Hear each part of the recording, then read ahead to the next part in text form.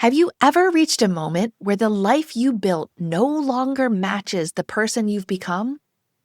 Today, author and speaker Cortney McDermott joins me to explore that quiet shift and what happens when you finally give yourself permission to evolve. This is the Your Next Success podcast, and I am your host, Dr. Carolyn Sangal. I am a life-first career coach and strategist on a mission to normalize questioning your career, because I believe each of us is made on purpose for a purpose only we can fulfill. The longer we live out of alignment with who we are, what we do best, and why we are here, the more we miss out, and the more the world misses out on what only we can give. The Your Next Success podcast is where we explore how to build a career that truly fuels your life. We talk about self-discovery, smart job search strategies, professional growth, and you will hear stories from people who have navigated big career transitions themselves, so you can create a life-first career and become your own version of authentic success, one that is aligned, meaningful, and truly yours. Today's guest is Cortney McDermott. She is a best-selling author, TEDx speaker, global keynote presenter, and a guide for anyone ready to evolve from within. Her work blends neuroscience, timeless wisdom, and grounded practice. She has been featured in Inc., Success, Women's Health, The Huffington Post, and has spoken on iconic stages, including Mind Valley, Oxford Said, and Richard Branson's Necker Island. Cortney holds a Master of Science from the London School of Economics and has held executive roles at Vanity Fair Corporation and Sustainability Partners. She is fluent in 4 languages and shaped by a life lived across continents. Her perspective is as global as it is deeply human. Her message is simple, powerful, and timely. You can change your life when you start changing from within. In this conversation, Cortney and I go back to the beginning, her childhood in a chaotic, curious household, and we follow the threads that shaped her drive, her search for meaning, and her relationship with success. In this episode, you'll hear the inner signals that whispered when it was time to evolve, the turning points that showed her achievement wasn't the answer, how simplicity, intuition, and permission reshaped her life and work, and why relaxing and trusting became her definition of success. If you have ever felt the pull to grow beyond who you've been, this conversation will help you step into that next version with clarity and courage. Welcome, Cortney, to Your Next Success. I'm so excited to have gotten to know you over the past few months. I'm thrilled to have you on our podcast today, and thank you so much in advance for all the beauty and all the wisdom that I know you're going to share. I'm excited to be here. Thanks for having me. Awesome. Well, I know we've talked a lot about many different things. Today, let's focus a little bit on trying to share more of your story, career pivots, the things behind. I know now you do a tremendous amount with intuition, changing from within, giving permission. We'll get to all of that. But if we could dial it way back, can you tell us, where did you grow up? What was life like as little Court? I love this question. I hardly get this in interviews and conversations, podcast conversations. And it is such a powerful determinant, right, of what we do and in the world, I think, or sometimes what we don't do, how we show up and how we don't show up. And I grew up in the south side suburbs of Chicago. There's a family of 5 kids born in 6.5 years.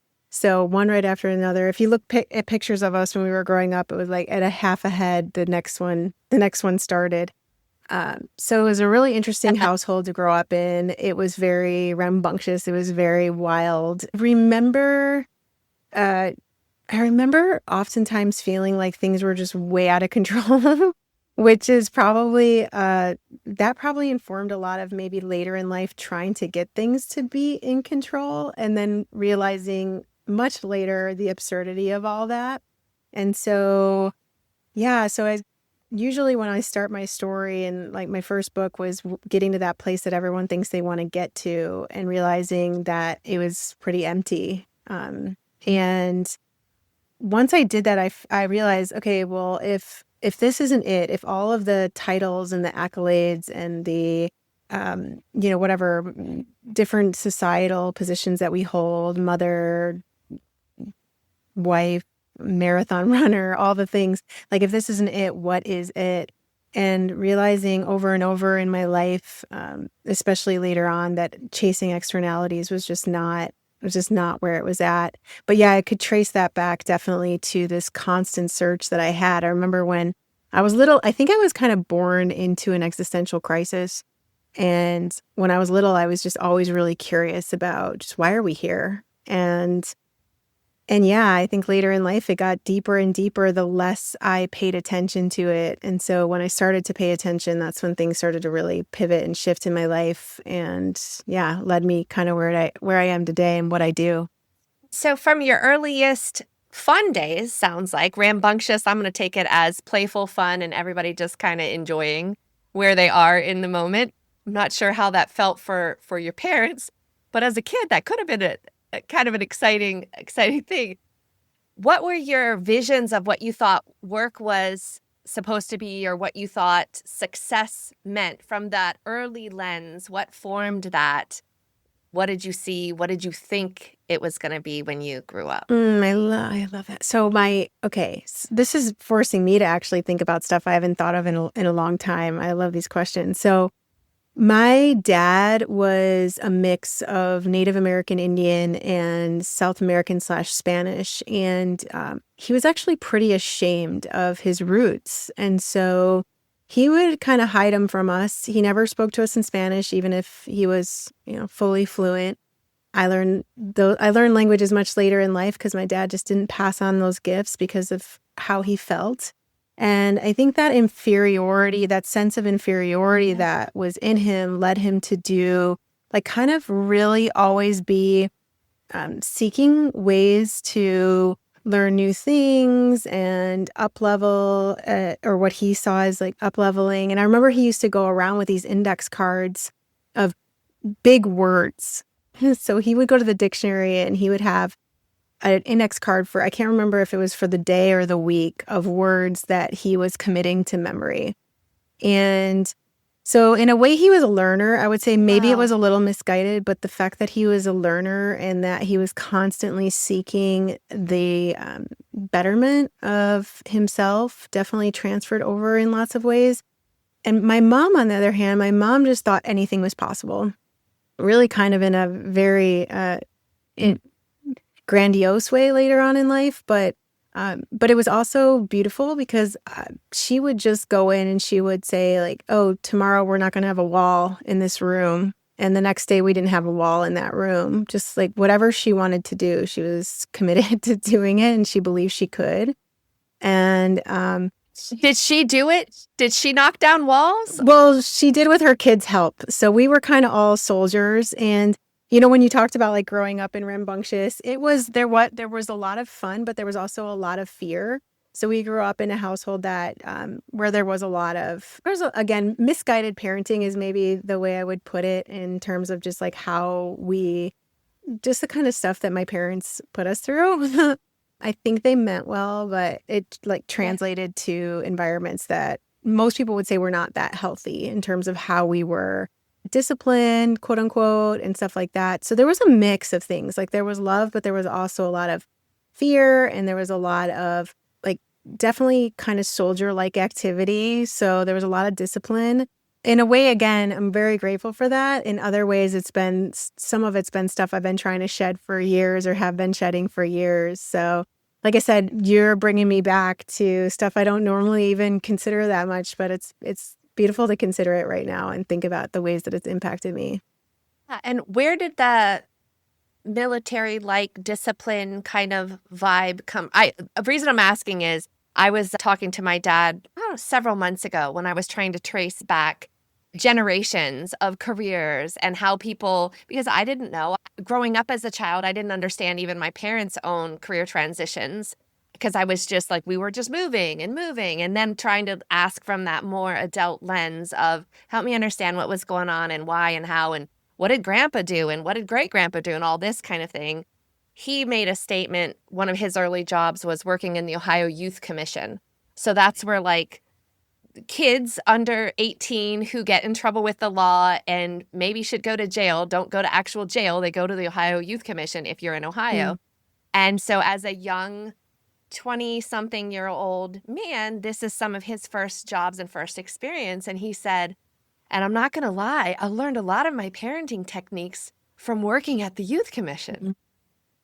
And I was like, wow, that explains a lot of push-ups and different things. And just interesting. And from his lens, he's a 20-something-year-old kid having kids. So he's thinking this works for these people. Surely it will work for the other. But I'm curious, were your parents just super disciplined on their own? Or was there some military-ish training or just really good structure, I guess? I don't know. Honestly, I think it was just numbers. It was a numbers game. I mean, there were 5 of us, right? As I said, born in 6.5 years or less than 7 years. And so if you're not running a tight ship, things get out of control within seconds. You know what I mean? So we grew up with a lot of responsibility. We grew up knowing that we had to kind of figure stuff out. And that there was a lot of also just autonomy in terms of, like get yourself ready, get yourself, make sure that you're on time, all those kinds of things. And if you weren't, there was a heavy hand on the other side of it. So it's like you kind of, you learn to be. I don't necessarily know that that is the best parenting style, but it was, I think, just operated out of, necessity. And also to your point about like really young parents, my parents were young when they started having kids too. And unfortunately, I feel like parenting is the one thing that we should really have rigorous training in order to undertake. And it's kind of the one job that we have that doesn't require any formal training. I think that's kind of absurd.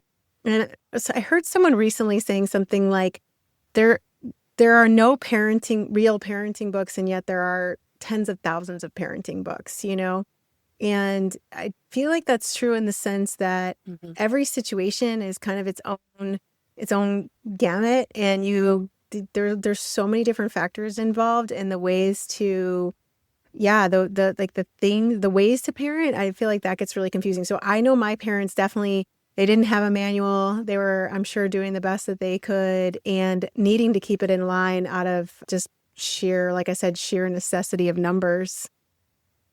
Yeah. Yeah. Did you ever dream like, when I grow up, I think I want to be this or that? Like, what was that young thought? Or did you have those, when I grow up, I want to be this kind of thing? I wanted to be a singer or an actress. Yeah. And in some ways I kind of do that. I do occasionally, I haven't in a while, but I do occasionally sing publicly, even if that's not my career or profession.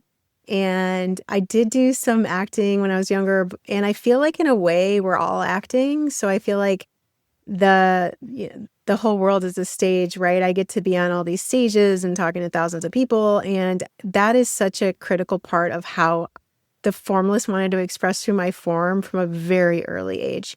I remember always trying to put on shows for people or sing or dance or just jump on the trampoline and make some sort of craziness fun happen. So it's always been part of what's inside me. Yeah. It's so beautiful because that performing nature, that desire to want to create and inspire and just be yourself was there even then as at that young age. That's so cool. Okay, so as you kind of got into high school and then you were considering what to do next, what went into that decision and how did you choose learning beyond high school? I got really lucky in what would seem in a very unlucky circumstance. We had a house fire when I was 15, and I ended up having to change high school 4 times. And in the midst of all that and being displaced in our housing because we lived in hotels for a while, and then we lived in temporary housing that was about 45 minutes from the high school where I was going. And even though I had always like tested well and my grades had been good up until that point, which is, somewhere in my sophomore year, I didn't really excel at school because my attention and my focus was not on that because I was with friends and hanging out and wanting to, be cool and all the things. And I wasn't like a cool teenager, but I wanted to be, right? So a lot of my focus and emphasis went to that. And I remember when we moved and I was in a new high school and I didn't have the distraction of trying to fit in, and I could almost kind of be a new version of myself, which is also very telling in terms of the work I do now. As soon as that happened, I started to realize like, oh, wait, this isn't actually as hard maybe as I've made it out to be. I can do this. And I started to really excel at school. So I got in those seemingly unfortunate circumstances, I got really fortunate in terms of what society views as things that you're supposed to want to do and excel at. And so I started to learn that. And then it became actually quite a drug for me to excel and to get that approval, especially from my parents and my peers of doing well academically and also, in terms of extracurricular activities and stuff like that. So that really shifted things, I would say, in my trajectory, because had we not had the house fire, had I stayed there, probably I would have continued to kind of perform at the level I was performing at. And I think that would have definitely changed things. I would have not probably had the graduate and postgraduate experiences that I had and been able to go overseas and kind of build my confidence in those ways. Yeah. Yeah. Oh, wow. So that's amazing because I don't know if I lost everything in a fire, and I don't know that I would have been able to focus at school. I don't know that I would have started chasing recognition, or I still started chasing that, right? Just because, I don't know, I think I liked that. It was interesting you said it became like a drug. Yeah, for me, that academic achievement, the awards, the pins, the stars, the whatever, there was some dangling achievement that could be made. I chased that and chased it and chased it and just enjoyed it to a point. But then as soon as I got one thing, I was already chasing the next one. Mhm. Did you catch that wave? How'd you decide what college to go to at first? Well, this is so funny. I have never been asked these many questions about my past. It's really interesting. It's almost like I'm going through a catalog. And it's funny because I'll often say that I've lived so many lifetimes in this lifetime, and I feel like, wow, those were so many versions of me ago that it kind of takes me a minute to settle in and answer even. The question of where I was going was actually kind of easy to solve in that I had gotten full scholarship and actually multiple scholarships to attend the university that I attended. And so for me, it was kind of a no-brainer because I had everything set up. I wasn't going to have any costs. I was able to not only not have any costs, but I was getting money because I had won these scholarships and grants. So for me, it kind of almost chose itself. I would say I was more in the choosing process for where I went afterwards. When I went to London, well, I had various different choices of where I was going to go and do my master's work, and I got an invitation from various different schools, and I decided at not the last minute, but kind of that I was going to go to the London School of Economics because I wanted to live in London. So it was, Oxford, London, all these different possibilities too in the U.S. Yeah. But I knew I wanted to live outside of the States for a while and give it a shot and see what that was like. And London was really appealing at that time in my life. So I went there, and I did actively choose that one. And again, it was like full scholarship and all the things. How did you? So yeah. That's so amazing. But had you been out of the country, or you just were like, London sounds cool, let's go there? I had been out of the country, and I had traveled shortly after, I would say it was like 6 months after our house fire. I think my parents were just kind of like desperate to switch it up. And they took not all of us kids, because meantime, as we had this house fire, we also had my brother who was married. So my brother got married very young. He and his wife got married 17 and 18. And then they had their first child at 18 and 19. And they were living with us. And then they were about to have a second child. And then my sister also got pregnant and married very young to one of my sisters. So she was 19. And they also moved in with us in temporary housing with one of their children, with their soon-to-be first child. And so it was mayhem. I mean, it was like a crazy environment. And I think my parents just decided that we were going to go to Europe. They had these friends that were going on this backpacking trip. We didn't know anything about backpacking, sleeping in tents, anything. But we went when I was 15 or 16. And so I got a chance to live some of that experience and realized, oh my gosh, I kind of belong over here. And then ended up spending over half my life 23 years in Italy. And before that, France, and before that, England. Yeah. So spent a good chunk over there. Yeah. And now you're fluent in 4 languages. When did you learn the others? Because, now you're spending nearly half your life at places that speak a different language. But when did the language learning interest, which came first? Yeah. The country or the language? I've always been fascinated by languages. And I guess I've always also had a certain proclivity for them. My brain hears sounds very well, so it translates them into speech very easily.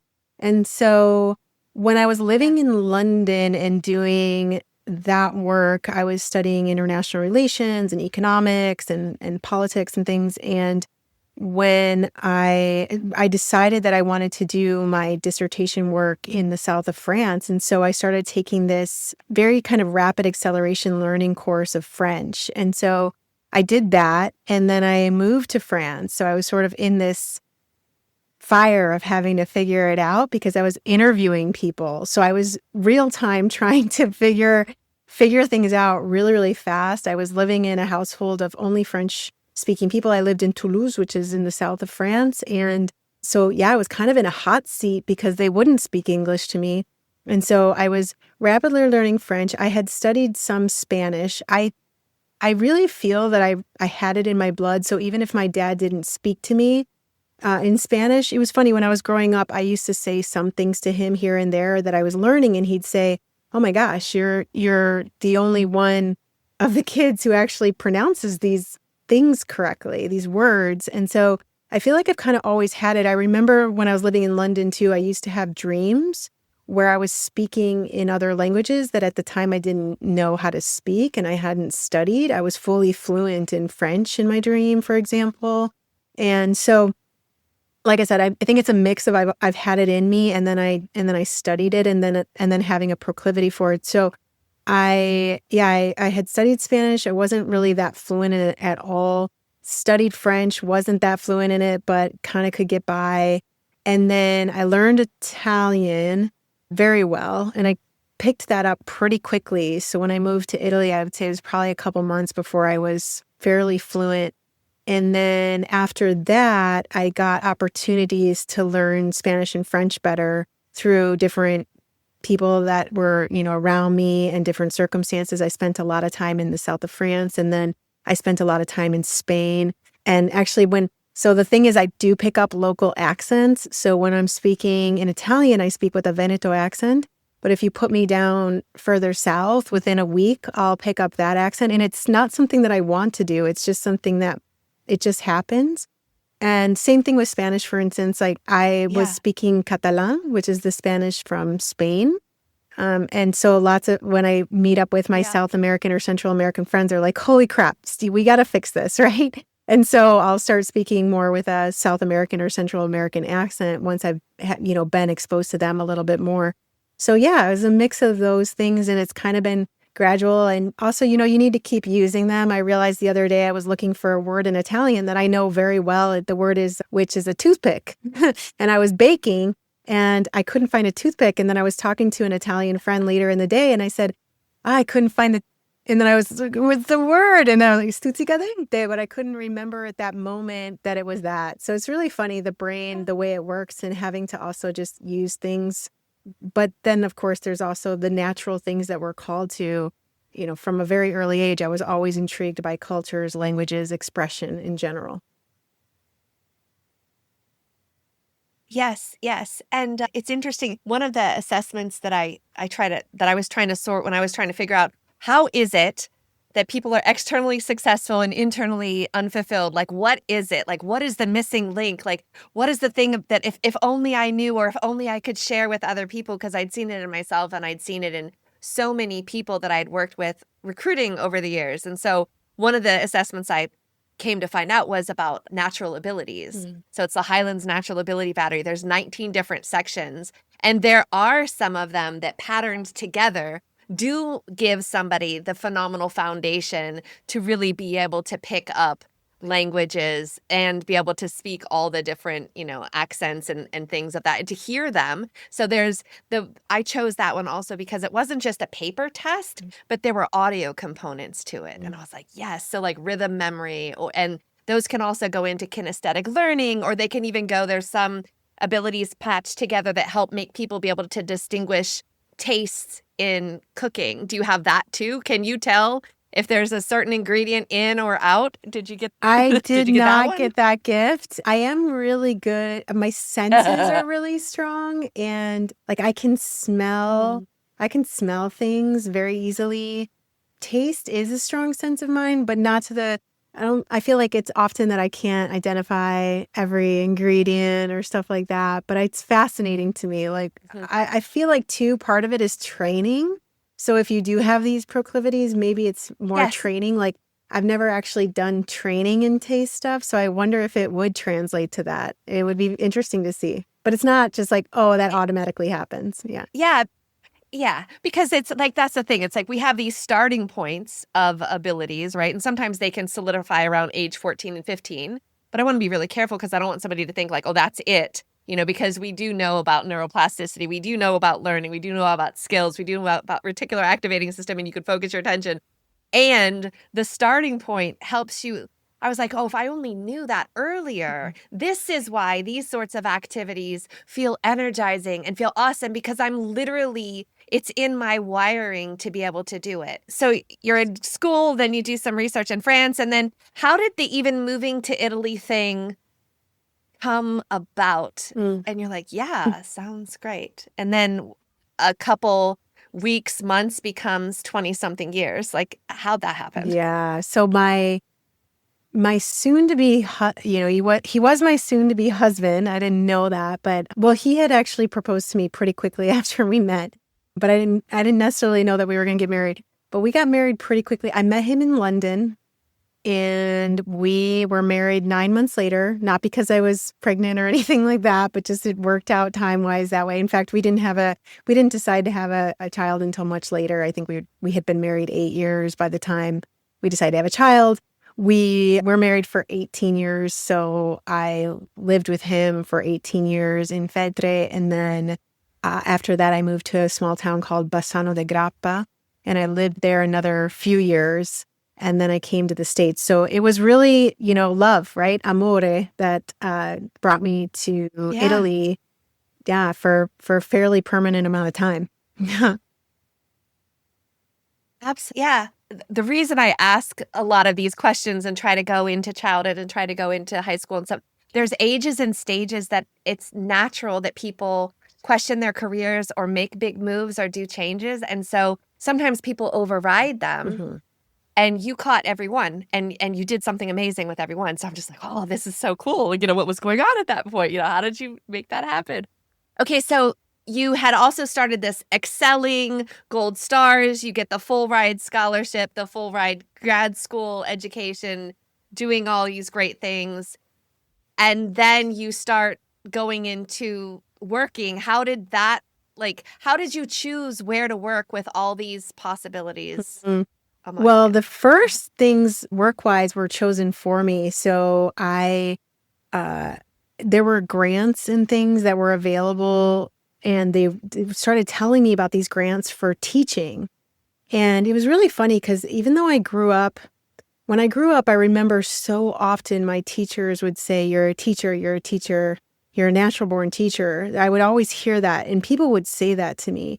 And I always resisted that. And even later, when I was an actual professor, I mean, I was hired as a professor for Big 10 US universities, and I still shied away from that, from the identity role of teacher.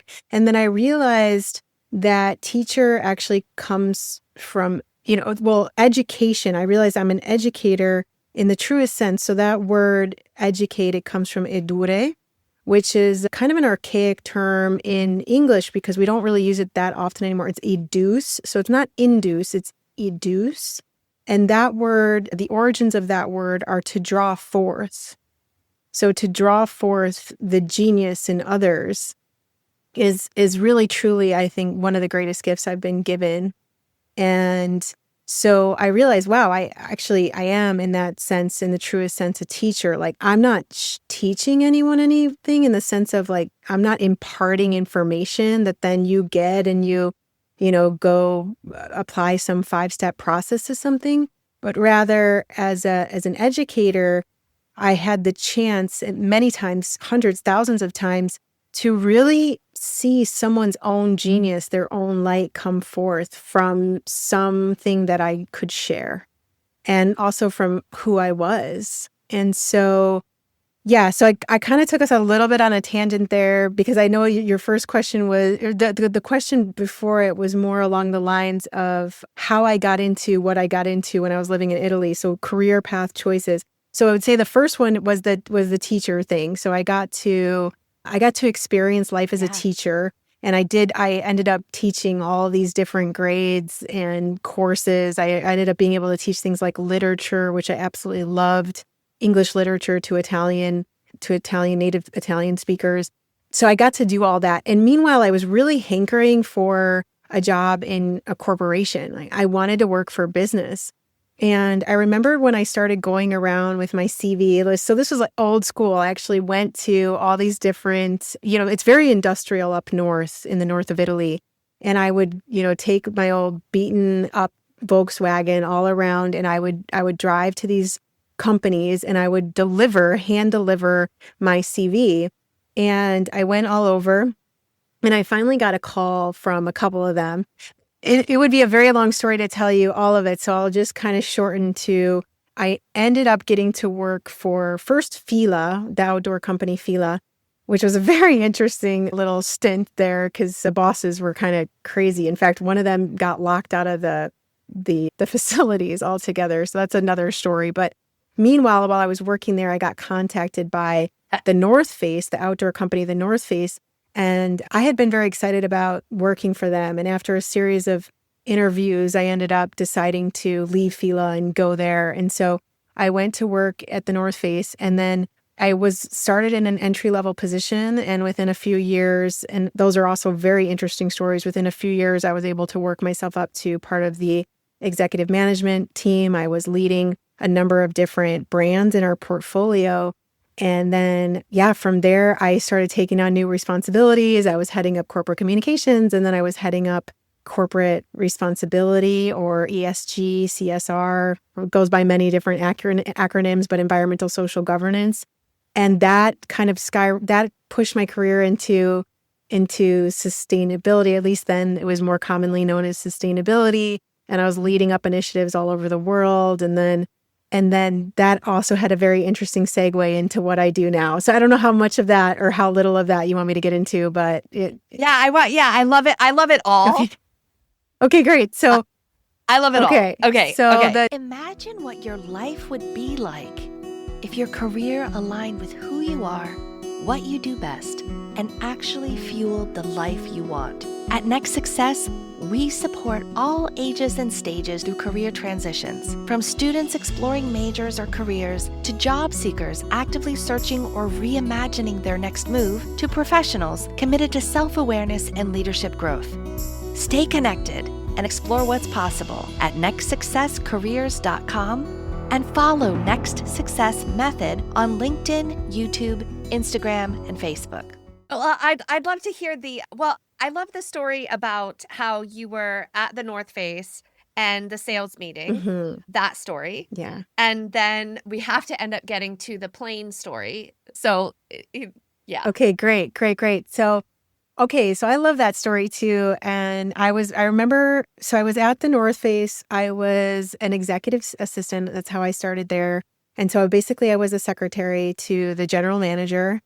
And I really wanted to go to the sales meeting. Now, for anyone who knows corporate, that position does not get invited to the sales meeting. It's just not a position that gets invited. And so, but I really wanted to. And there was a certain point where I was doing so much for my boss. I was such an integral part of like his work and his work working that he invited me to come to the sales meeting, basically because he kind of needed me there to help with a lot of other things that were going on.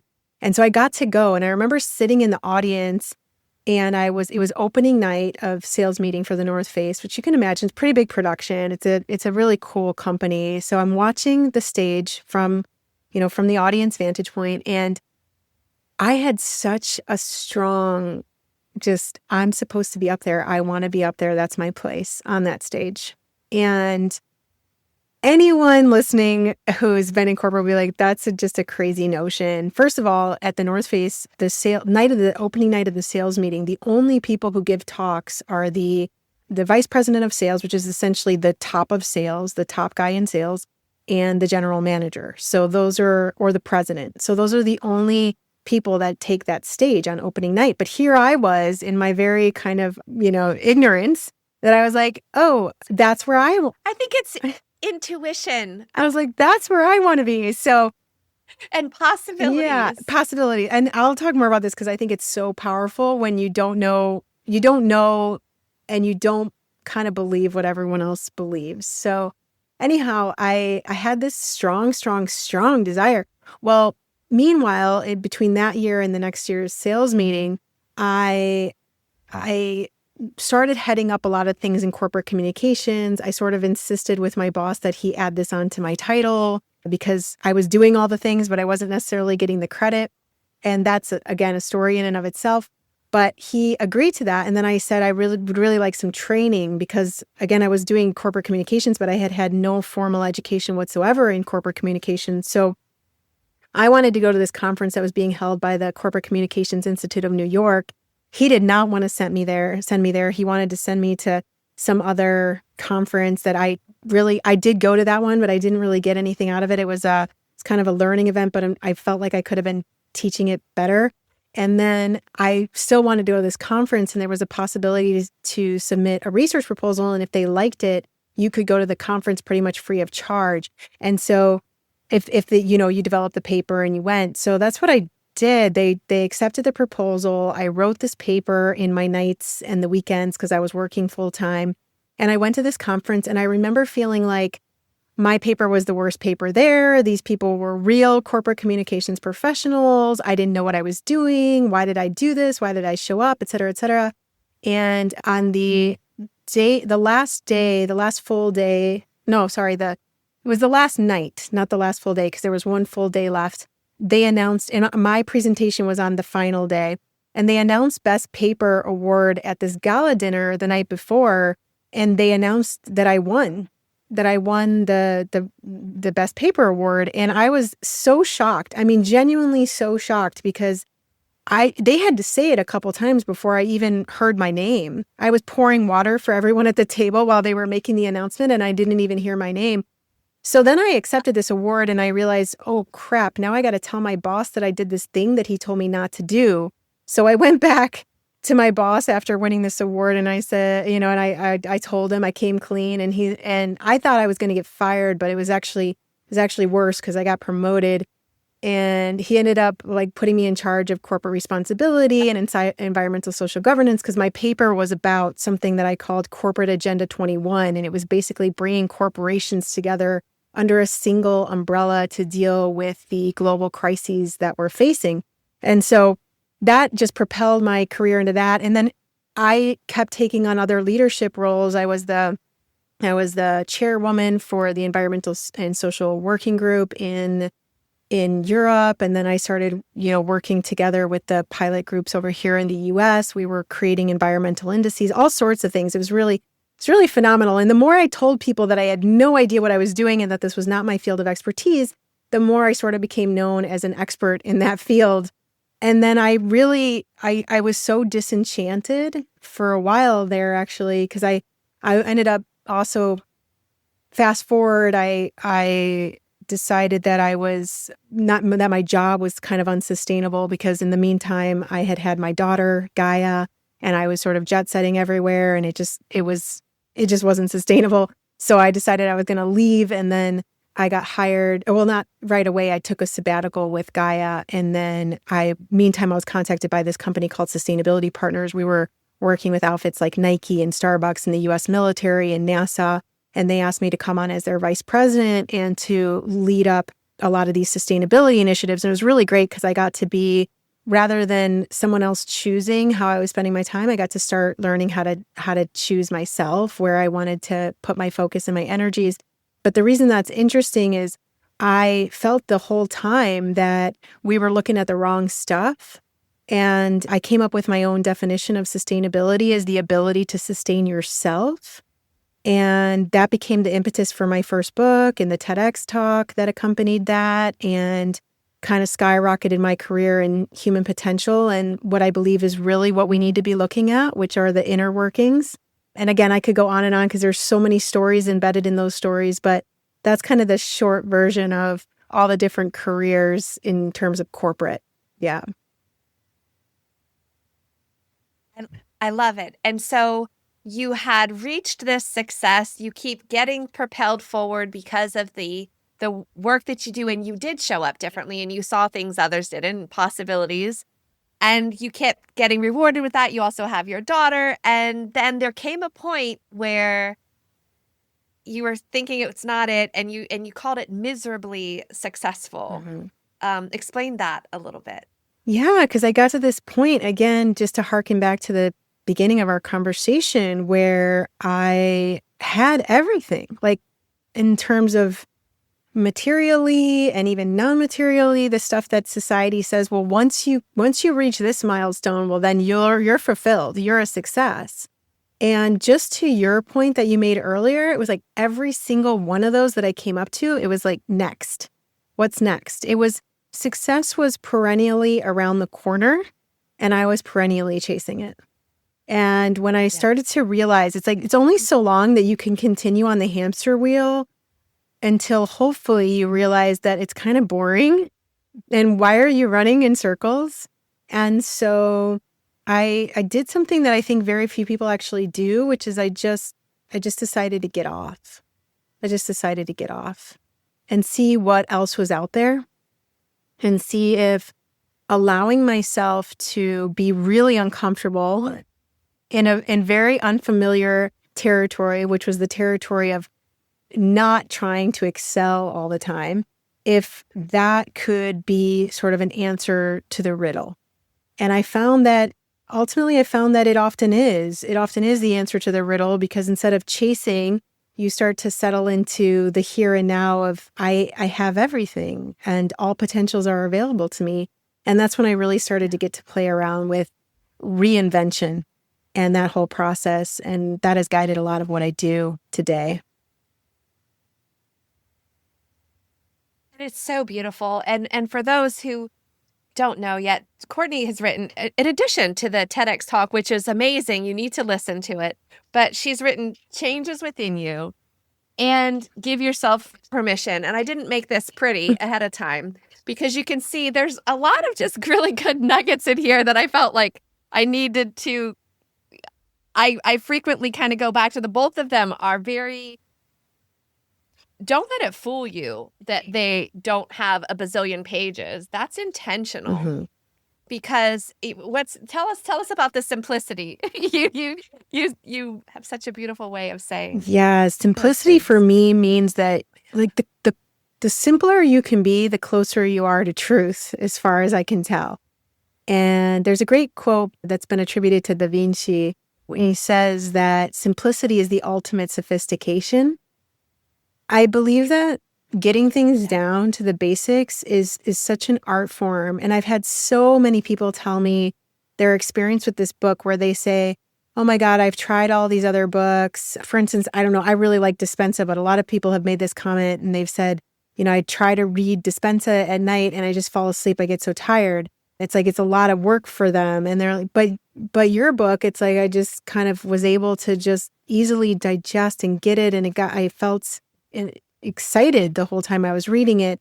And we've gotten that a lot. Like even when I've been on, TV interviews or radio interviews where they've said, I love how simple and how it can like kind of fit in your purse. And, it accompanies a life that maybe doesn't leave a lot of space for simple yet really deep reflection. And I think like simplicity comes from a space of, I wanted it to be accessible. I wanted it to be something that people could just get and actually experience some of these changes that I've experienced.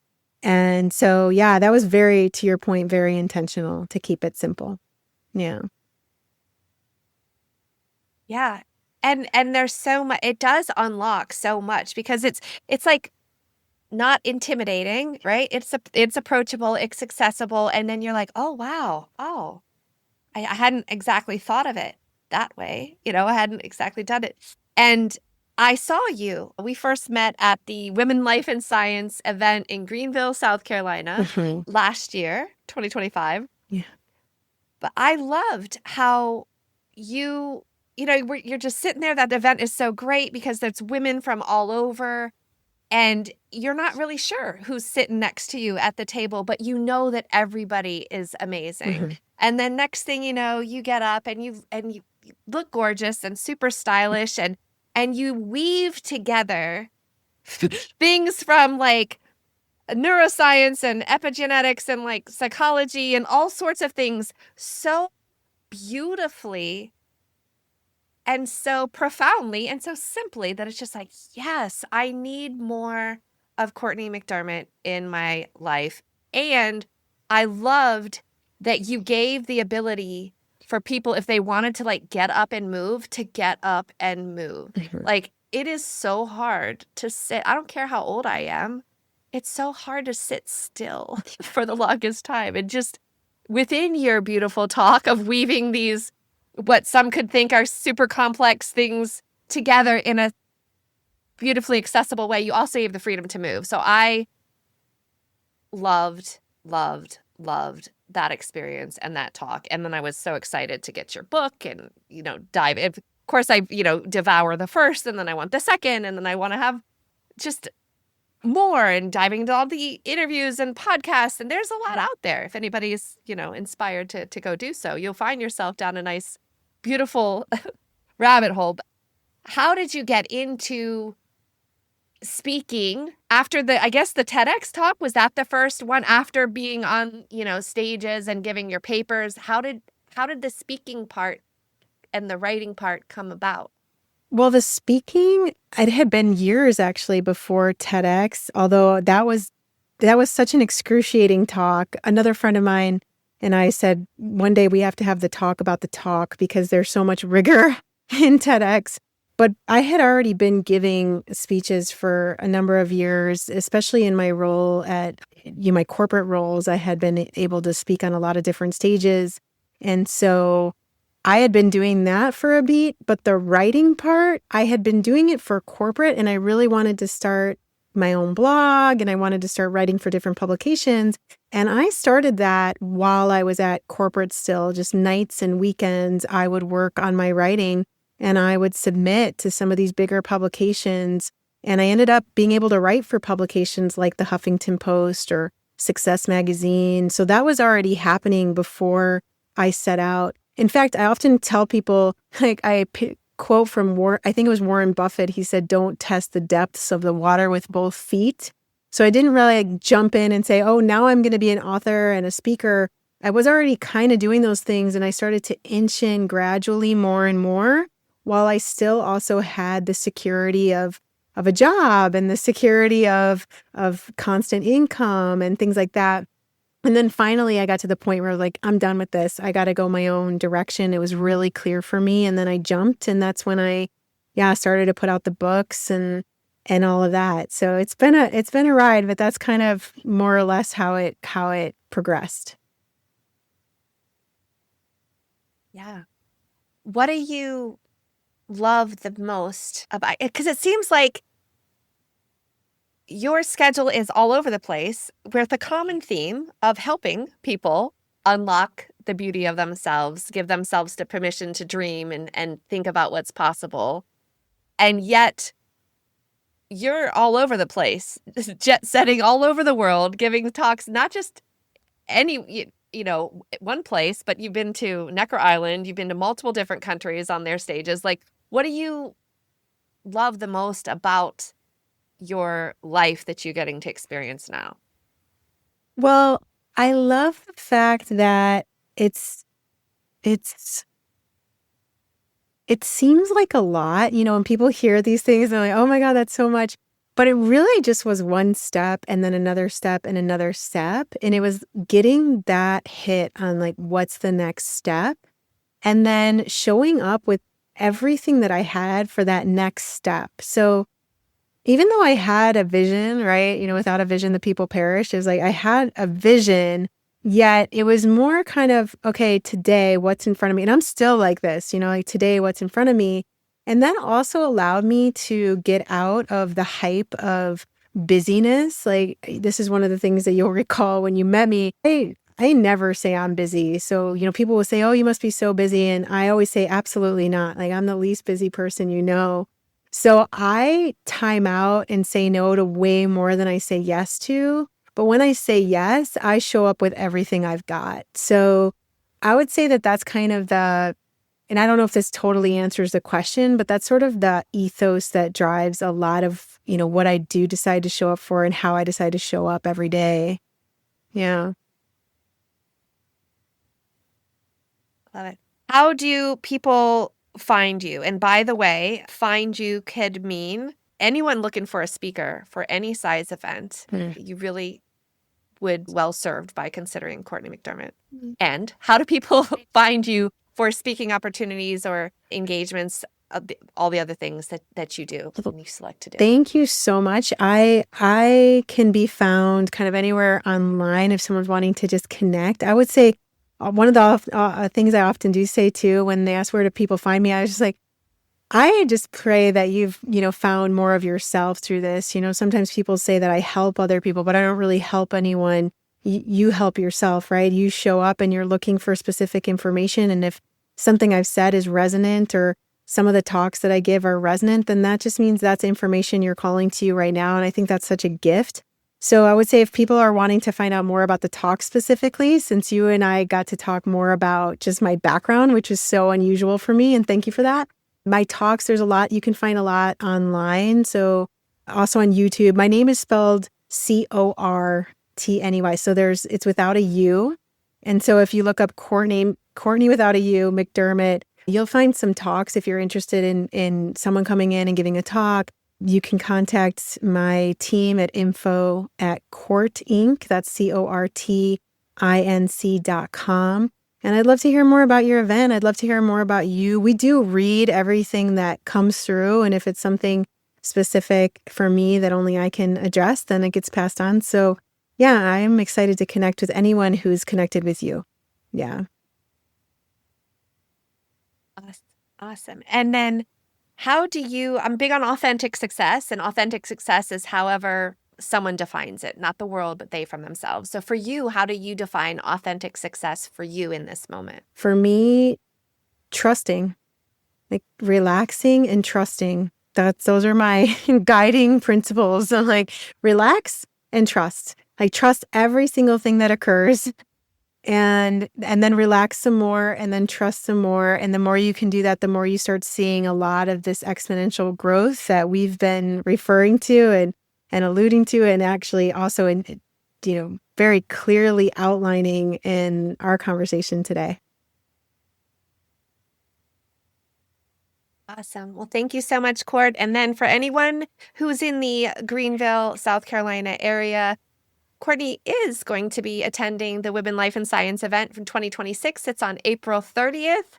I believe there also may be a book signing for your latest book, Give Yourself Permission, that would be happening right around that time as well. Is there anything else that I'm Yes, missing? I'm so excited for that book event. They're going to do a reading and a signing the night before the conference. And so it's at a Nice. very small bookshop. I should have had the name ready, but it's a really cool bookshop. And I think it accommodates about 40 people maybe. And they're expecting that to fill out really quickly. So if you do get on the Women, Life, and Science, and you can find that also on my LinkedIn or their LinkedIn for South Carolina. And I'm so excited to be at this bookstore because it was founded by this woman who founded the first school for women, I believe, in South Carolina. And so it just seems like a place that if you're a woman who's looking to uncover more of your potentials, that it's just, I feel like us coming together there is going to be so fantastic. So I hope whoever's listening has a chance to come out and share in that magic. Yeah. Awesome. Well, thank you again, Cortney, for all of your time today, for the beautiful conversation. And I'm so excited for seeing you at the Women, Life, and Science event. And I can't wait to see what you do next. Thank you. And I also want to point out, this is the first time I've gotten a chance to listen to you as you've been podcasting, and I've been meaning to, and it's just been one of those things I'm like, okay, I'm going to get to that. I'm going to get to that. And I heard you today and it's, wow, you're really a natural at this. And I've been delighted to be here and to witness in that and to share with your audience and anyone who listened. Just thank you so, so much. Thank you. Thank you, Court, thank you for the honesty, depth, and grounded wisdom that you brought into this space. You've helped us see how evolution begins long before the external shift, and how powerful life becomes when we finally trust our inner knowing. To connect with Cortney, explore her talks, or inquire about speaking opportunities, visit CourtneyMcDermott.com or reach her team at info@courtinc.com. If this conversation opened something in you, please share it with someone who's been sensing their own next chapter. And follow the Your Next Success podcast so you never miss an episode. Thanks for listening to Your Next Success with Dr. Carolyn Sangal. Remember, authentic success is yours to define and includes aligning your career to support the life you want.